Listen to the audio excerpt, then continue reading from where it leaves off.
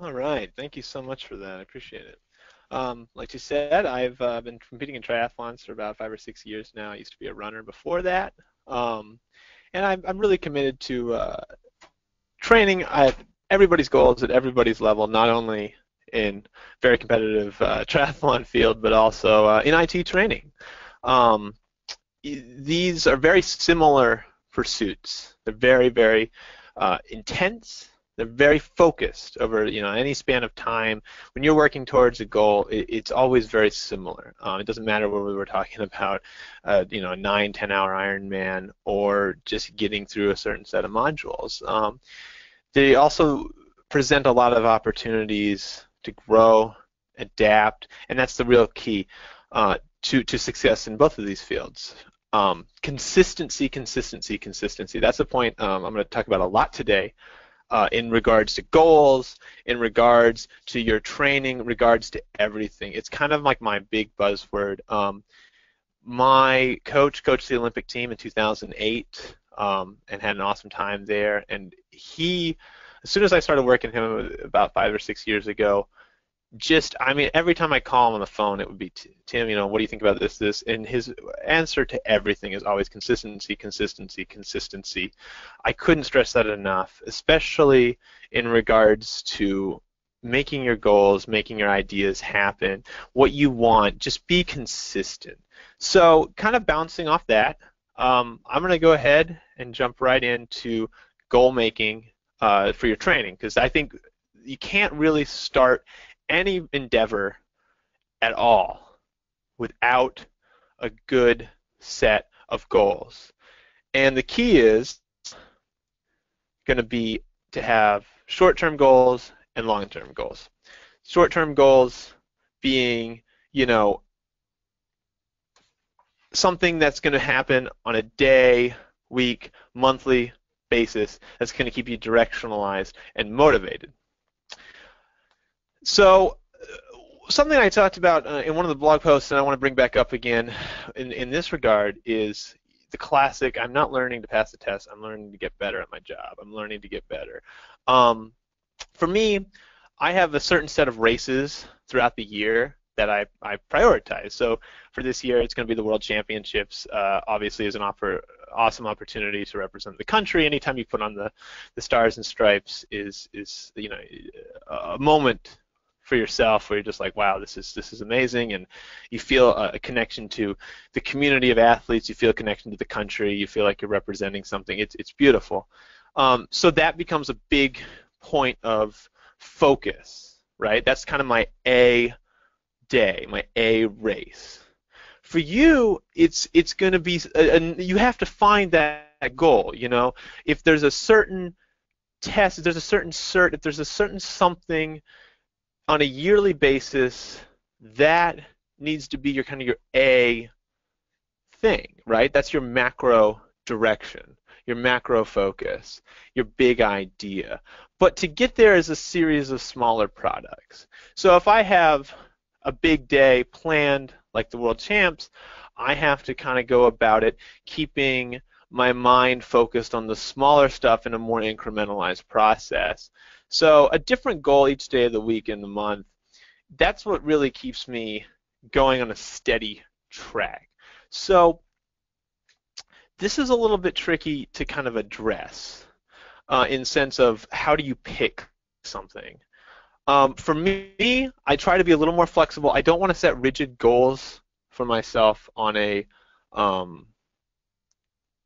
necessarily a daily basis, because if you have your goals set just daily, you can get bogged down in disappointment if something wrong happens, and you need to be a little more flexible than a daily goal. So I strive for weekly goals and weekly success. So with having goals for a week, you can kind of be flexible. So if your goal for the week is like, I need to do X amount of hours or X amount of modules or X amount of something, if something wrong happens and you miss something on Monday, you can move it to Wednesday. If something gets a little bogged down Tuesday, again, you can move it later on to the week. So this is going to help you put the goals in a more consumable area. This is a key to my training. If I miss a workout, something in life happens, I feel a little sick one day, or I get a little nagging injury, I'm going to move and work out from maybe Tuesday and be like, all right, Tuesday's going to be easy. I'll do this stuff on Friday. So the flexibility with these short-term goals is key.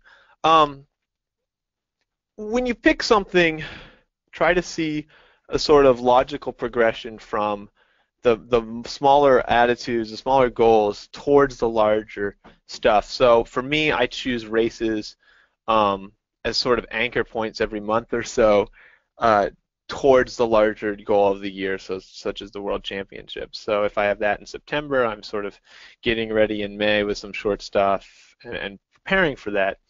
All of these races are, building a base. So you have the similar situation where your tests are building a base. These are just very stepwise. You can sort of see the progression moving forward, and that's key, of course. But also having these as a sort of stepwise progression in addition to a sort of weekly goal set. So you have your weekly goals that sort of set you up for training success, and then the tests act as a stepwise base. So without these large, expansive bases of tests and races, you can't really get into the upper stratosphere of whatever your goal may be. To go back to what I was saying earlier that I always tell people is really key is flexibility in all your things. Like, don't ever get bogged down that if something doesn't work immediately, that it's necessarily the end all. Like, that's it. You're totally screwed. When it comes to training, it's always, again, about consistency. So if you can have a consistent goal, if you can consistently set goals week by week and then month by month and chip at them without getting too bogged down in daily issues, daily minutia, and if something happens bad or good, then, so be it. So again, consistency. So again, that's going to roll right into my next step of slow, consistent progress. I find a lot of people that I've met in the triathlon scene and athletes in general oscillate a lot with progress. For instance, when I went to the national championship many years ago when I was in high school, a lot of the guys there were talked about to be, the next set of world-class athletes, the next set of very competitive athletes. And what happens is they were working really hard, very focused. It just wasn't a sustainable amount of work. So the guy who won the national championship that year, I mean, he burnt out really quick. I mean, great guy, but he couldn't sustain the amount of work that was being given to him. So you don't want to have that sort of oscillation. He was at the top, and then he was all the way down, and then it became very difficult to try to get back on top of his game again. So I call this the sine wave of progress. You don't really want a sine wave of progress. If you're working hard and crash in 2 weeks, that doesn't help, right? You have to think about your overall equation, of a mental health, your physical health. Everything involved is in this. So when it comes to working towards something, working towards your tests, you're going to want just consistent, slow progress. Whatever is consumable is always, always, always the best. So the tortoise and the hare analogy is always so true. I mean, you can't think of a more applicable story to bring up when it comes to training. The sine wave issue becomes when you become very focused on something and very determined to reach a certain goal because you've assessed it as a certain meaning of self-worth. Like, if I can achieve X, then I'm great. And that's just not a good, healthy way of thinking. So instead of saying, I have to get this big goal, otherwise I'm crap, you need a smaller set of goals without such weighted implications that you've given to them. So that way it's just a smaller stepwise progression. Of course, this is easier said than done, and we all struggle with it. Even I am like, if I have a big goal of like winning a medal at a large race, you know, you can't. I start thinking about that a lot, and then all of a sudden I'm down the wormhole of like, man, if I don't get that medal, it's the end of the world. Instead, I try at least to try to focus on these smaller goals of like, I need to improve my bike split, I need to improve a little bit of my run. How about I look at nutrition and do X, Y, Z? And then instead of having these impossibly hard to consume all at once ideas, it becomes a much more consumable process, little stepwise progression. Um, the the whole idea behind the sine wave thinking that I don't like again is it's always a boomer bust cycle, and that's just never sustainable in the long run. You can have it work for a while and you might achieve what you want. You might train really, really hard to get what you're hoping, and all of a sudden you've got there, you got the test done, you passed, it was awesome, you're super stoked about it, and then all of a sudden, you know, 2 months later, 3 months down the road, it's just not a sustainable cycle. So a nice, steady, linear progression upwards of consumable steps, and just kind of keeping the ego in check, keeping the goals, keeping that self-worth analysis in check is so key. It's difficult, but it's manageable if you focus on short weekly goals, and then you can have that sort of cognizance to know, hey, I'm just getting better step by step, keeping it in check. Next, I'm going to talk about a little managing stress, and this is we're going to have a blog post coming up about this, but this is something that is just always here for all of us and super difficult. There's a couple different levels of this, obviously. The daily stress versus performance stress. I'm going to talk a little bit about performance stress because this is performance anxiety, I should say, because this is something that I've thought a lot about, and it's obviously really relatable to what I do, but it's also extremely important for taking tests and being accountable and doing these all this very stressful activities. The key to performance anxiety issues is knowing the type of stress, type of anxiety that that you have. There's two types. Are you overly activated, or are you need to pump yourself up? So basically, I've kind of experienced both of these. I used to be very nervous for racing. I used to get, you know, super shaky, couldn't calm down, freak out, yada yada, experiencing all of that issues. The typical sort of what we would consider nervous energy. Since having done a lot of races, I've actually switched to the other end, which is that whenever I get nervous, I kind of tend to shut down. So knowing which end of the spectrum you're on is ultra key to knowing what to do. So the first step is, if you've got a test and you're feeling anxious, try to assess that anxiety. Do you feel like you can't focus? Do you feel like you're bouncing around? Are you high energy? Is it a sort of activation where you're feeling physical effects? If your hands are shaking, if your teeth clatter, or any of those, your stomach hurts. I know a lot of people have experienced that. Know that kind of overly activated side. The next question is, are you a sort of person who needs to pump yourself up? And this is kind of where I am.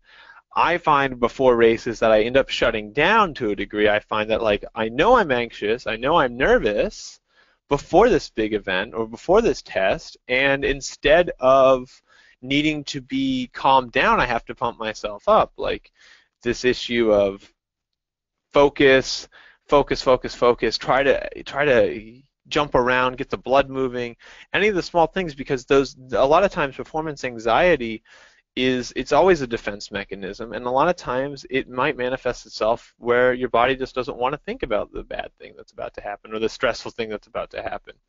So if that's the case, then you have to try to really hone yourself in, directionalize that energy you're having as opposed to pushing it away from the task, keeping it focused on the task. And sort of, I often find jumping around or any sort of just physical activity will help cycle that in. I often will like sit waiting for a race, and instead of sitting, have to, if I get up and jump around and walk around, that really helps. Um, the next part of stress that I was going to say is kind of just the generalized stress of training for something when you especially have hours and hours towards your goal is small, again, small pieces, small consistent pieces. Everything is manageable that way. Compartmentalization of these is key to stress. If you start seeing, hey, I'm just going to get through this test and this and this and this class. I'm just going to do these and then I'll be done. If you can just compartmentalize the bigger chunks into smaller chunks, of course, it's much more manageable. While this seems obvious, I find most people, especially when they're put into stressful situations, immediately forget this. It's so easy. I mean, we all run into this task, but if you can just, mantra to yourself, compartmentalize, compartmentalize, compartmentalize, that's the key. This can also be key on test day, race day, any of the highest stress situations where, as opposed to looking at the whole event, if I'm going to race like a long race, like a 70.3, like an Ironman, that's a long day in the bike saddle. It's a long day on my feet. If I start thinking about, man, I got to get off this bike and run 13 miles or whatever, it seems really long. But as opposed, if I start just thinking, all right, I'm going to make it through the next lap of the bike, keep my pace up, the next 5 miles on the bike, just that much, and I'll be good. If it's the run, I just start thinking about, all right, I'm going to run every 2 miles, and then I'll think about it. So just 2 miles, 2 miles, 2 miles, and then all of a sudden you're done. Same thing with working towards these tests. Just go question to question, go a couple questions to question. Let your focus relax in between. Let it be directed, relax, as opposed to trying to consume the whole entity at once. In an application to training and taking your tests, I just couldn't stress enough about keeping your head down. Everybody gets really judgmental about themselves in some way or another, like this isn't good or this isn't going well or whatever. You're always you don't want to critique, especially on the day of the event. The big day, you don't want to critique yourself. The critique of yourself can come during training, and that's good, right? You're learning. That's the process of learning, right? I'm going to do this. I do the assessment. I get critiqued. It works or it doesn't work. But when it's actually time to take the test, when it's actually time to get involved, you have to keep the head down. So in that sense, nothing is judgmental, nothing is assessed on the day of, right? So if I'm racing, I'm not going to go out there and think about, even if it's a bad race, I'm not going to say, oh, this is a bad race. No, bad, bad, bad. Instead, I'm just trying to think, well, I need to do this or this and this to get through it. This is a learned skill. But I think the idea, once I started thinking about just like keep the head down, everything that happens just flows through you. There's nothing judgmental. There's nothing about my self-worth or anything like that that is being associated with the test or the race. It becomes a little more manageable.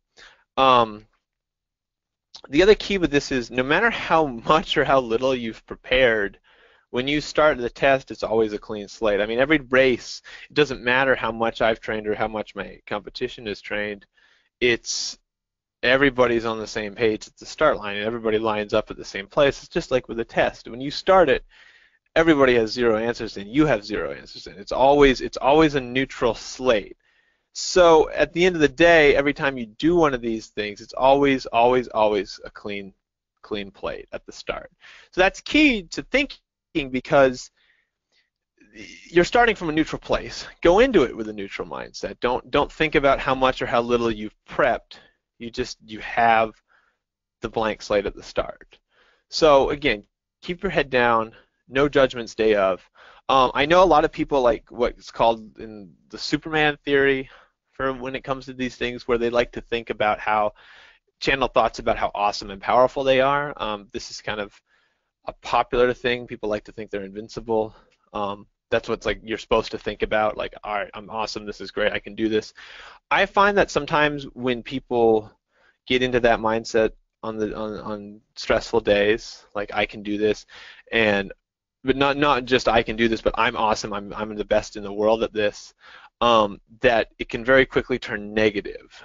So if you subscribe to this idea that I'm going to think of how awesome I am on the day of, just really over pump yourself, that if it goes wrong, it's going to be too hard to pull yourself back.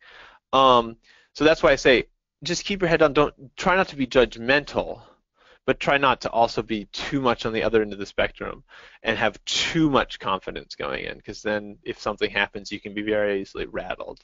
So again, as with all things, balance and consistency is the ultra key that I just couldn't stress enough for all of this.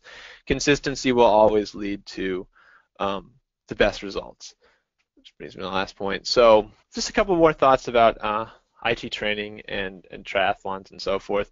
Again, I've always brought up consistency again, but if you can make sort of your training a lifestyle decision too, where it just becomes part of your day no matter what, it doesn't become it's not a question.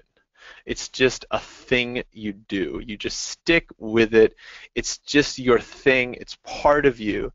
Again, it kind of goes back to that non-judgmental thing, where if you make this training just a non-judgmental, non-assessment thing that you do every single day, then it doesn't become a chore. It doesn't become a difficult element. So this is what happens to me with triathlon as well. Like, it became from just working out that my coaches told me to just, it's just a thing I do. It's part of my life. Like, that's how I stick with the consistency. As I stop thinking about it as a chore or as a thing that's like a workout, I just started thinking about it as a thing that's part of my day and part of my life. Just like I have to eat breakfast, lunch, and dinner, I'm going to go train. Like, that's the thing. So other stuff that's super important that I think gets kind of ignored is this idea of cross-training or looking into other parts tangentially related to what your overall goal is. For me, if you notice on the first slide, I was riding a kind of a weird bike. That's a cyclocross bike. I race cyclocross for the last 5 years in the winter. It's basically mountain bike racing on road bikes. It's a little bit crazy, but it's crazy fun, and it happens in the winter when I'm not racing the big races in the summer. So what you can try to do is find something you want to train in, something you want to look at, something that interests you that's a little bit more tangentially related to your overall goal, but it excites you and you're curious about it. So if you can find something that's related but not the specific training thing that you're looking for, that doesn't make you want to think about, burning out or whatever, then that's something you should pursue every once in a while.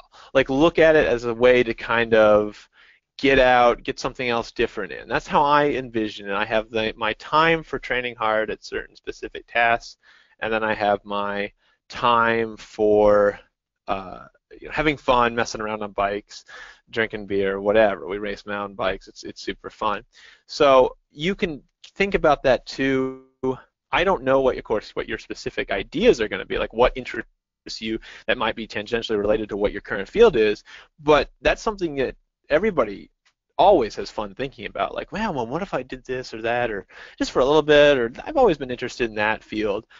Pursue that. Like, totally go for it, because that always helps the long-term consistency, because variety is the spice of life. Variety helps the consistent progress move forward. The last thing I'll say is a lot of times it's just a matter of pushing through. I know for me, the months of like January through March are the hardest. Usually that's the roughest part of the winter, and that's when I am doing my biggest work, my biggest training base for those summer races, and so that becomes where success is, right? If I'm going to be successful in September, August, the work needs to be done in January, February, March, and so that's a real rough patch for me.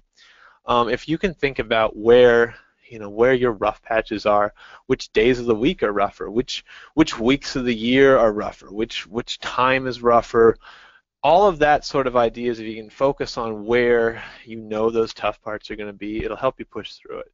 But the key is to just push through it. If you can acknowledge that and you know this is the rough part and you have to get the work done for later, it helps. It's been proven to help. I mean, my coach always says, like when he was working with Jared for the Olympic team, that in '08, that winter of '07, '08 was just awful for him. And the only reason that he really was able to get through it and prepare so well for Beijing was Tim told him in August the year before, like, get ready. This is going to be the rough patch. This is going to be the hard part. And he was like, okay, I guess so. And it was, sure enough, I mean, it was really hard. He was out busting it, and he was in Massachusetts, so it's not exactly super warm in the winter there. And that was how he got through it. So having the sense ahead of time to know, hey, this is going to be a rough patch, and admit when it's a rough patch. This is the same thing if you don't see the tough part of your training coming up, and all of a sudden you're bogged down, like, go ahead and admit it to yourself. I know I talked about in a blog post that's coming out, like talking to yourself during races or during tests to kind of like bring yourself out of the assessment loop. I think this is also really applicable too in training, where if you're having a tough time or you're having a good time or whatever it may be, to kind of like give yourself an assessment of how you're feeling and engage yourself in a dialogue on your emotional status, and that'll help push through or enjoy the section of training that you're going through. So being aware of your emotions and kind of your feelings about training, regardless of what it is always so important, and it's often overlooked, especially in the athletic world, this sort of emotional stability. But I think, when it comes to your IT training where you're working very hard day in and day out, be aware of your emotional fluctuation and say, hey, like, am I really down about this, and why is that? And then, okay, I just got to get through this, and have some ideas about how you can do that. Have some coping strategies, maybe give yourself some incentives, like if I can just do these next classes and that test, then I'll make sure to have fun tonight and watch a bunch of Game of Thrones or whatever. So that sort of idea will really help you. So once again, to wrap it all up, my biggest overall point about goals, about stress, about training is always, always, always consistency, consistency, consistency in all things. Take off what you can bite and chew, and you'll be awesome in everything. Thanks so much. So we can get some any questions or anything? That's a good one. How to come back from failure or defeat. Failure is a natural part of the process. That's where all the learning comes from. I personally can say that the last 8-9 months I've had a lot of issues with failure. I raced world championships last year in Mexico and wasn't I underestimated the heat and had to be put in a med tent for a long time and had severe dehydration and so forth. So that was a really big failure, especially considering that I put so much of my focus towards that event. So the glorious thing with failures is that there really are, that's where you learn the most. Like if you fail a test, that's where you have the most to gain. When you start from such a lower point, now you have so much further to go. So for me, having had that race, I raced my first Ironman distance race this spring, and that was a complete failure too. I totally mispaced the bike and blew up in glorious fashion. But that taught me a lot. Like I learned the value of pacing. Just like last year in Cozumel, dying in the heat, I learned the value of better hydration. And I spent the next basically 6-7 months working on that. I was thinking about that every time I went out the door. So when you fail at something, when you have a failure in a test, you have the glory to say, okay, well, obviously I misjudged that. Obviously I didn't prepare quite right. What did that? So use the failure as a sort of launching block for good self-critique. And good self-critique is always the key to moving forward. So if you can take a step back and really analyze, and I actually like this process. Failure sucks, but the process of analyzation that comes next, I actually think is the reason I keep at this sport. Like, for so long. That process of finding what went wrong and trying to fix it, make that fun, make that part of you. I know it doesn't seem fun, but the assessment process, that you learn so much about yourself. It's almost enlightening on a different level that a win will never do. A win will tell you, okay, well, I guess this stuff went right, but a failure will tell you, man, I really know what didn't go wrong. Or if you don't really know, now you have a huge search to do, and you'll find out infinite number of ways that you've gone wrong or perhaps mislooked or haven't thought about fully. So for me, to go back and look and say, like, it wasn't just a matter of heat, it was a matter of drinking, it was a matter of pacing, it was a matter of training, it was a matter of I overthought my strengths, yada yada. So again, for you on your tests on a daily basis, to go through and say, man, I wonder, so I failed this, I didn't really understand that, or maybe I didn't understand it and I thought I did. So what's wrong? So again, failure is a way to learn. It's a process. I think it's really fun. Is there ever a time when I thought I should walk away or give up on training? Is there ever a time you should walk away or give up on training?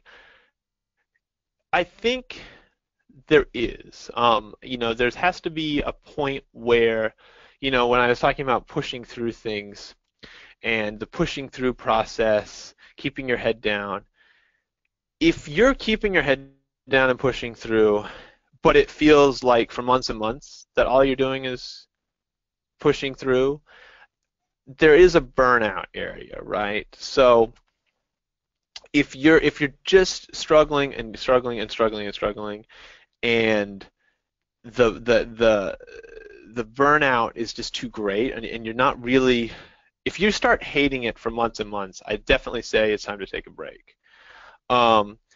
Again, I would make sure when you have that break, if you have that need, it's always best to take a break and then come back as opposed to just walk away.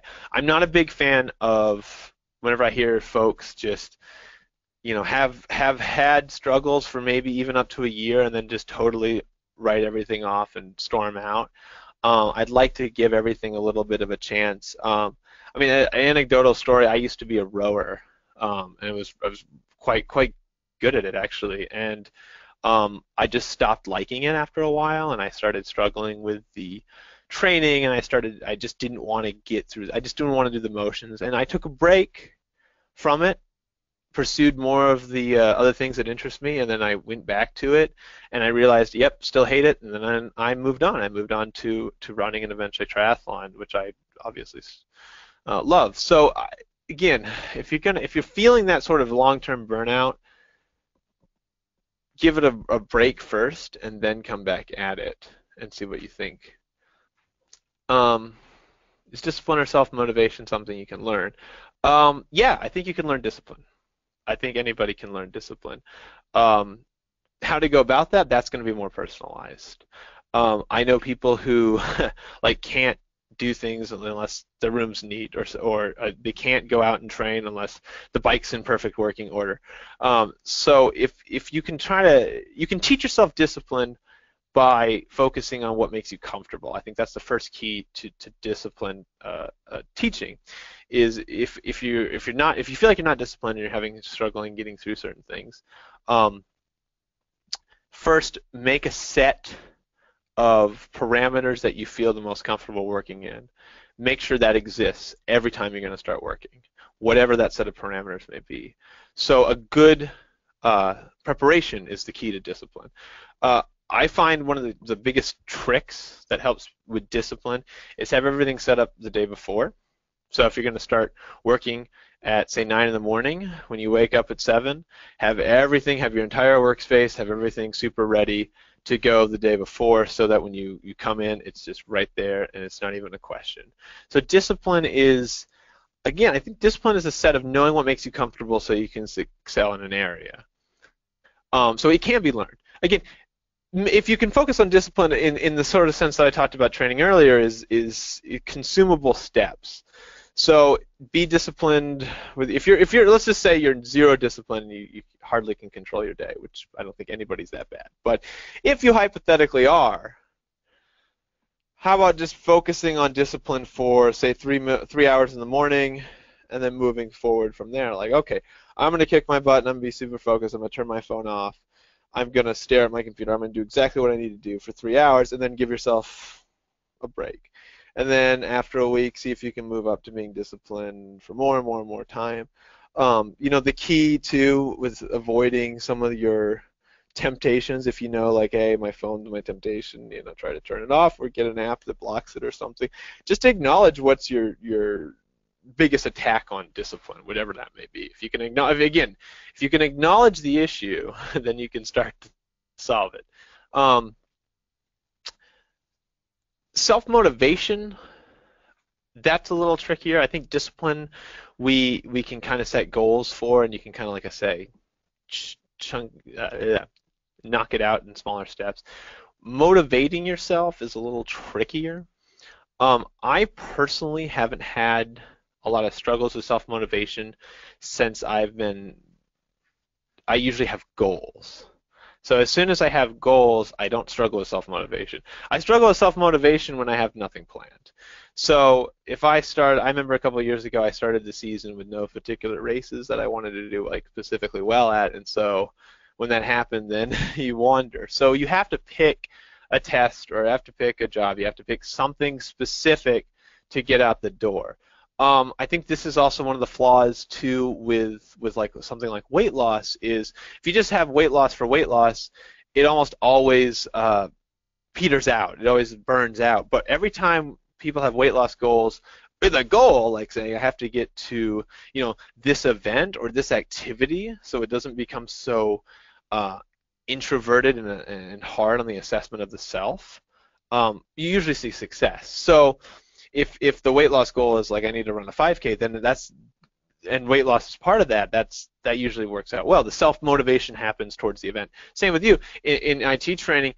I want to self motivate towards something big. If you got to pick that big goal, pick that pick that job even that you want, and say I want to get this, and have that as the goal. You can't self-motivate without the goal. And again, once you have the goal, then you have to have the short-term goals so you can have the long-term impacts. You have to pick a progress. But whenever you get bogged down in that process too, you can step back and say, hey, I want this long-term job. I want this long-term thing, and that'll always motivate you. If I struggle to be consistent in my training, how do I fix that? The struggle towards consistency is always like I can sit here and yell at you about consistency all day, but it doesn't help if it's a struggle. Again, I would say set everything up ahead of time. Then it's way easier to start. So anything you can possibly do to make it easier to start is always going to be helpful. Um, the great runner here in Eugene, Steve Prefontaine, obviously passed away many years ago, but arguably Oregon's greatest athlete, used to say that he ran because he wanted the feeling at the end of the day of running. And that was his thing. How did he got out every single day to run twice a day to stay consistent. So his motivation to stay consistent was that feeling at the end of the day. And so if you can have a little incentivization to have something every single day to be done, it'll help it to be done. I definitely ascribe to that theory. The only reason I get to stay consistent is because I'm going towards that good feeling at the end of the day of having worked out long and hard or whatever I need to do. And if I don't, I've kind of taught myself to be upset about that. So the key to keeping yourself consistent is sort of like relying on that reward, that mental reward at the end of the day. I'm not opposed either to having some sort of incentive, like I'm gonna take myself out to dinner or something at the end of a week of being consistent. I always think those sort of reward systems are always beneficial. But struggling with consistency is something we all do, and I couldn't stress more that you need to think about prepping yourself for the activity. Whatever you can do to make the activity easier for you is going to help in the long run. All right. Well, thank you very much, guys. It's been an honor, and I hope to do this again.